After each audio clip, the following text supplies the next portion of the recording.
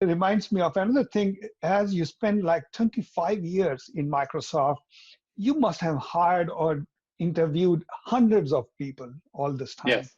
And Microsoft is famous for this horror stories from the interviews. Um, I remember when I interviewed, I had like whole day, like 8 or 9 hours of interview, like 8 interviews were there. It was pretty tough to get through Microsoft. So I want to know from you, Eric, when you hire and when you are interviewing people, what are the things you look for? Yeah. It's interesting. So many people misunderstand what hiring is all about, both the hiring managers as well as the candidates themselves who are looking for a job. Right. There's this myth, I think, that there's the perfect person. There's the perfect job and there's the perfect candidate, and we need to find the perfect person to fill this position, and the candidate needs to find the perfect job. That's not how it works.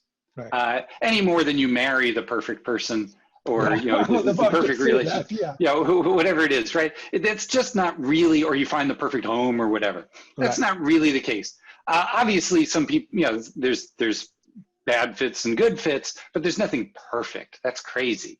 True.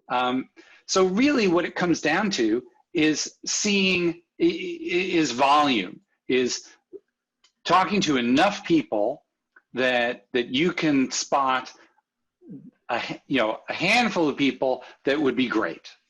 Not perfect, just they'd be great. Right. And for me, I'm like, okay, what's at the core of that? What's going to make a great person for our team? And it really comes down to just three things. And we're talking about software engineers here. True. Obviously, it's a little different if you're working, in a different field. But for software engineers, there's really just three things that matter. At least that I've found in my experience. I've done a lot of hiring. I've hired a lot of wonderful people. Mm-hmm. Those three things are simple. First of all, they need to be able to do the job. So for a software engineer, they need to be able to code.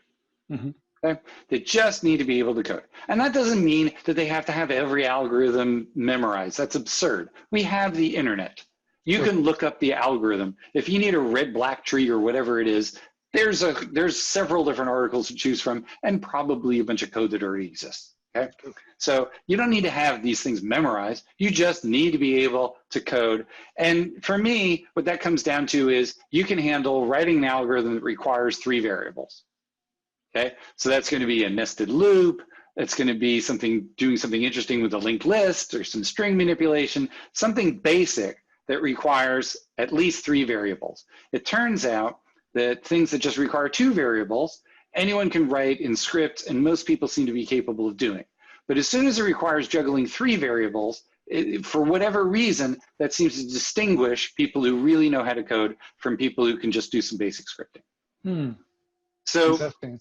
So first things first, they need to be able to code. Again, not a super high bar here. They just need to be able to code.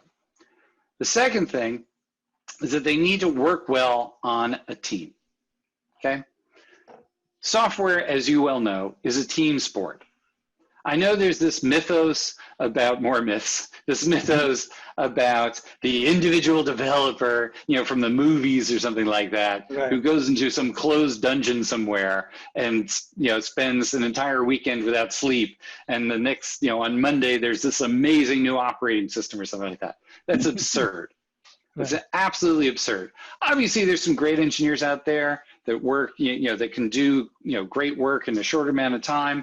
But even those people, whether it's Linus or anybody else, or whoever else that you want to think about, they work with other folks. True. They get feedback from other folks. It's a team effort. It's always a team effort, and you want people who work well with a team. It's not all about them. It's about the team, it's about the product, it's about the customer. Mm-hmm. Which leads me to the third thing, which is that they care. And this turns out to be the most distinguishing factor, because most of the people that I'm going to talk to in an interview loop, they're going to know how to code. Obviously, occasionally you come up with people who can't, but most of the time they know how to code. They wouldn't be applying otherwise. Sometimes you get real jerks that aren't great on the team.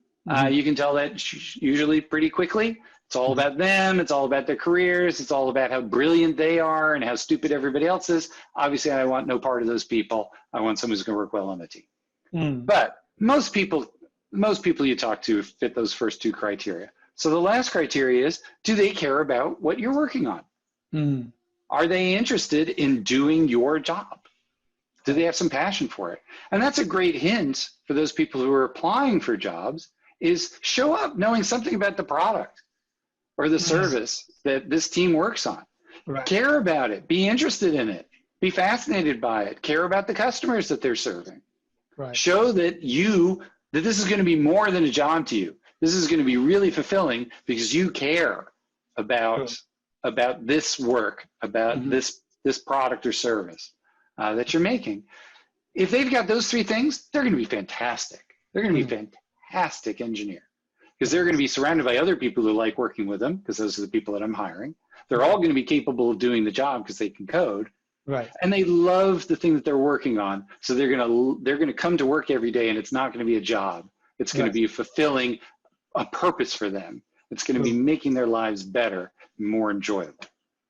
That makes it a great hire. Yes.